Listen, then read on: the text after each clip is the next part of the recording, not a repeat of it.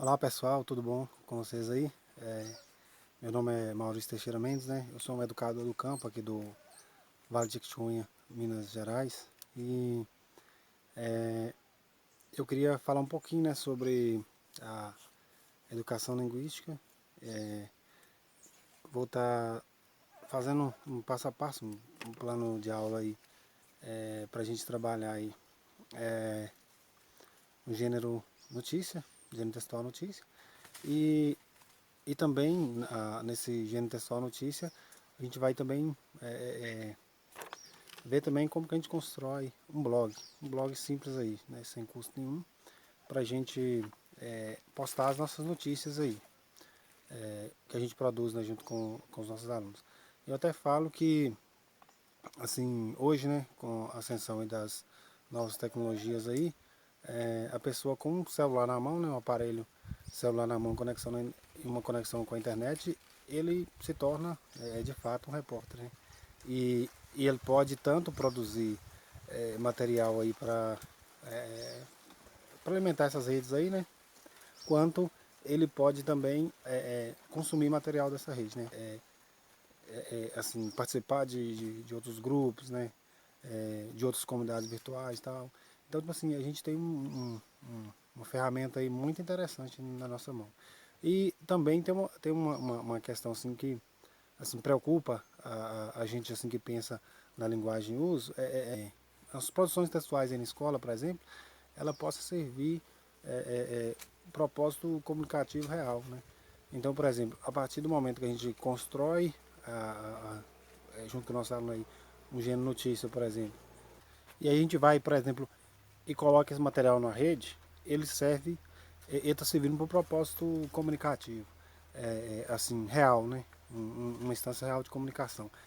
Eu vou até lembrar um fato, né? Em 2017, a gente estava com alguns problemas aqui. Eu sempre trabalhei na escola aqui, Escola Estadual Padre João Afonso. A gente começou a produzir uns gêneros de notícias. E aí a gente estava postando os vídeos, né, e o que os alunos estavam escrevendo no Facebook. E aí os meninos começaram a tirar foto aí de matar burro, de ponte quebrada, todo lugar que tinha um buraco e tal, e colocar na rede e tal.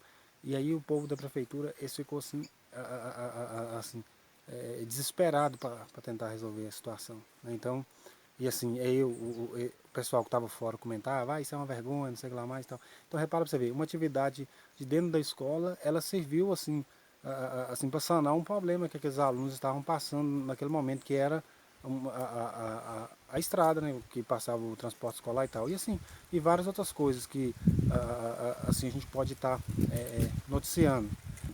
E aí o que acontece? Eu estou fazendo esse vídeo, que é uma tarefa proposta aí pela professora Elzimar e pelo Daniel, que foi os professores que eu tive agora nesse semestre. E aí eu estava fazendo a disciplina Letramentos Sociais e Educação Linguística, né? Então a gente estudou várias coisas lá, eu montei um slide assim, eu vou explicar um pouquinho assim, de alguns conceitos, né, que eu vou estar abordando na minha aula. E aí, assim, é interessante porque a gente estava falando sobre prática e letramento, né? E aí teve uma questão assim, que me chamou muita atenção, que é justamente a escolarização do letramento e a questão também assim, da supervalorização da cultura escrita que a nossa sociedade tem, né? Então, por exemplo, assim, geralmente quando a gente vai estar fazendo um trabalho para uma disciplina, a gente vai fazer ele de forma escrita, né? Então, por exemplo, assim, poucas disciplinas vai valorizar, por exemplo, a oralidade, aquele que eu estou falando aqui agora, ou outro tipo de atividade, né? Então, por exemplo, eu estou fazendo uma videoaula, assim, vai ter muita coisa escrita e tal, mas assim, mas a gente percebe que, tipo assim, não tem só uma maneira, né, de produzir conhecimento, né? Uma maneira, assim, ela nunca pode ser, no caso, sobreposta à outra, né? Tipo assim, a gente tem que valorizar as diferentes maneiras de manifestar, de produzir conhecimento. Então, assim, eu acho uma coisa muito positiva, né, nesse ponto, né, de eu poder assim, falando, tá produzindo algo que assim, pode ser útil, né, para outros educadores aí, que é colocar mesmo uma atividade em prática, né? Eu vou estar falando sobre o gênero notícia assim, como que ele é construído, e vou estar pegando umas referências de um livro didático, mas aí eu montei um slide, né, então quando você for fazer com a sua turma, vocês vão, às vezes vocês utilizam até o mesmo livro didático que eu vou estar utilizando, e vocês podem pegar o passo a passo, aplicar a atividade, deixar seus alunos produzirem notícia, dar aquele feedback para ele é, é, assim, textual, né, para assim, ele fazer as correções, sei lá, colocar foto, link, essas coisas do tipo, e depois ir postar no blog. Lembrando que com uma turma, eu trabalhei com uma turma do 8º ano, que a gente construiu um blog e deixou ele com o nome da turma. Aí na turma tinha os administradores lá. Então eles que iam postando notícia assim, a cada semana a gente postava alguma coisa lá no blog.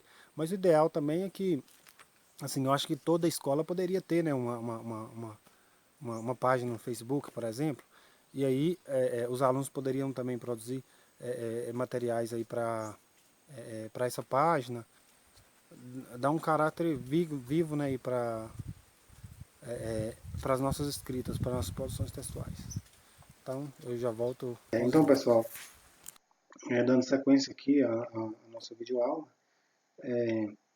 eu vou me embasar aí num livro, no Marcos Banho, né, fala da pesquisa gramatical, a educação linguística. Nesse livro, o Banho afirma que a educação linguística de cada indivíduo começa no seu berço familiar, ou seja, ao chegar na escola, o estudante já possui um amplo repertório linguístico, né, e segundo a Base Nacional Comum Curricular, compete ao professor ampliar esse repertório linguístico. Né. O Banho ele reconhece a importância da educação linguística, essa educação linguística primordial, né, aquela língua que o aluno chega com ela na escola, mas aí ele vai destacar três elementos constitutivos, né, que estão centrados em uma educação linguística escolar sistemática, né, formalizada em práticas pedagógicas, bem descritas, apoiadas em instrumentos metodológicos, né, e arcabouços teóricos bem definidos, que são, são esses três elementos, né, o desenvolvimento ininterrupto das habilidades de ler e escrever, falar e escutar, o conhecimento e o reconhecimento da realidade intrinsecamente múltipla, variável e heterogênea da língua, realidades sujeitas ao influxo das ideologias, juízes de valores, a constituição de um conhecimento sistemático sobre a língua, tomada como objeto de análise, reflexão e investigação. E, segundo o Banho, esses três elementos, né, são os pilares básicos aí de uma educação linguística. E o Banho sugere que os professores abordem, né, o conceito de letramento, que seria a leitura e escrita como prática social, incluindo também as habilidades de falar e escutar, né, que se aproximem mais da língua viva, né, da língua em uso. Né. Ou seja, o ensino da língua portuguesa não deve ser centrado somente na gramática, no estudo de palavras e frases soltas. Né. Deve-se ter um olhar atento para trabalhar questões que fazem parte do dia a dia dos nossos estudantes, né, como, por exemplo, a questão da notícia que a gente está propondo a realizar aí. E aí abordar o estudo de gênero, né, de forma mais abrangente, né, produções textuais que contemplam aí, por exemplo, as instâncias reais de comunicação, né, e enfim, e o Banho afirma que é imprescindível, né, o conhecimento e uma visão, né, da norma culta, né, então assim, não é abandonar, por exemplo, a gramática. A gente tem que conhecer, sim, a gramática, né? Mas o Banho critica o seguinte, né? Não é, por exemplo, conhecendo a gramática que você vai aprender a ler e escrever bem. E aí o Banho fala o seguinte, que a gente aprende, por exemplo, a ler e escrever bem para depois entender as regras gramaticais. E aí, eu estou trouxe uma citação aqui que ele vai falar, ele vai criticar um pouco o ensino tradicional, né? Isso aqui é uma parte retirada do livro. Ele fala que o ensino tradicional tem se limitado, né, no caso, a ensinar a escrita e a leitura às crianças, né, para uma vez, né, mal alfabetizados, começar o processo doloroso para o aluno e para o professor de inclusão mecânica de nomenclatura gramatical tradicional, acompanhado dos áreas, dos exercícios de classificação morfológica, né, e de análise sintática por meio de frases descontextualizadas, artificiais, banais, quando não francamente ridículas, né, ou incongruentes, né. O Paulo Freire, né, que é o nosso patrono aí da educação brasileira, ele tinha aquela famosa frase lá, Eva viu a uva, né? Então ele falava assim, não adianta você alfabetizar, por exemplo, crianças lá do Nordeste com a frase, né, Eva viu a uva, né? Que são coisas que não fazem parte, por exemplo, daquele contexto, né? Por exemplo, naquela região, dificilmente uma criança vai conhecer um pé de uva e aquilo ali não vai fazer sentido na vida da pessoa. Então, a gente trabalhar, por exemplo, com textos reais, com exemplos reais, coisas que faz parte do cotidiano do aluno, é claro que a gente também tem que pensar naquela questão do local global, não privar o aluno, por exemplo, de conhecer o global. Mas, às vezes, a gente foca só em coisas que não faz sentido para o estudante. Então, as coisas vão ficar meio cansativas, vai ficar chato um pouco as nossas aulas, né, nesse ensino sistemático da gramática. Né? E o Banha vai continuar criticando o ensino tradicional, né? Ele fala que o ensino tradicional nunca levou em conta a infinidade de gêneros textuais existentes na vida social, limitando-se a abordar somente os gêneros escritos literários de maior prestígio, né? Vocês lembram que na hora que eu fui falar lá sobre, mostrando o livro lá, ele tem umas limitações de gênero. Né?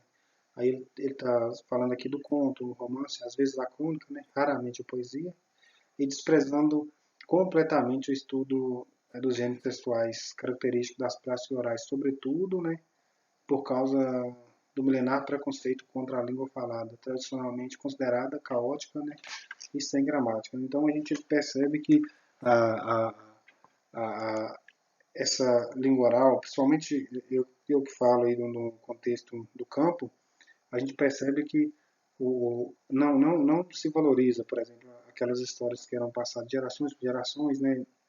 Os nossos povos não tiveram a oportunidade de estudar, de conhecer a escrita, né? De ler, né? Então, os ensinos foram passados assim de forma oral, né? Como é feito hoje, por exemplo, em comunidades indígenas, né? Nas regiões que não faz parte do Ocidente também, tem muito essa questão da prática oral. E assim, a gente vê aí nessas campanhas aí de alfabetização que a alfabetização é um sinônimo de ascensão social. E na verdade, não, porque tem comunidades que não lê e não escreve, não tem a sua forma de ensino e de organização centrada na leitura e na escrita, às vezes tem bem mais chance de ter uma questão econômica melhor do que a nossa sociedade, né? Que inclusive é uma das sociedades mais preconceituosa e desigualitária do mundo, né? Aí falando nesses gêneros, né, ele traz uma listinha aí de uma citação aí do Marcuse, e aí ele vai e fala de vários gêneros, né? Por exemplo, telefonema, sermão, carta comercial, carta pessoal, índice, romance, cantiga de niná, lista de compra, publicidade, cardápio, bilhete, reportagem, aula expositiva, debate, e ele vai falando de um monte de gênero. E aí, com essa ascensão aí das tecnologias digitais, aí tem meme, né? Tem post, né?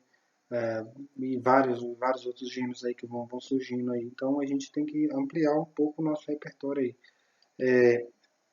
E aí o autor vai falando, né, quando o assunto é letramento, é fundamental abordar o conceito de gêneros textuais, né? E faz muito sentido, ó, pra você ver, ó. Afinal, de acordo com a concepção de língua que estamos trabalhando aqui, com base em Markuski, a língua se dá e manifesta em textos orais e escritos, né, ordenados, estabilizados em gêneros textuais, para o uso em situações concretas. Né?